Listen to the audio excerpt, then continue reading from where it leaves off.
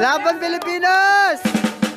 Buong Pilipinas ngayon parang may sapi. Pero imbes na lumutang o mag-levitate, nagtatatalon at nagpapasirko-sirko sila.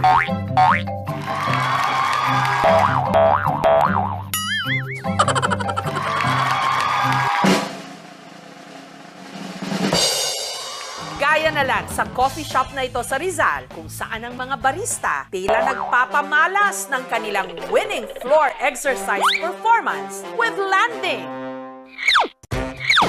Kanya-kanya nga tayo ngayong gymnastics.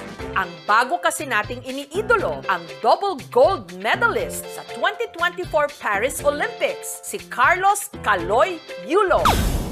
Hetong si Romar. Mula pagbangon ng higaan, pagkuha ng tubig sa ref, at pagsuot ng tsinelas, aba, umi-stunt. Napatumbling daw kasi siya nung nalaman niya kung magkano ang naghihintay na incentives kay Kaloy dito sa Pilipinas. Cash reward mula sa gobyerno at mga pribadong kumpanya.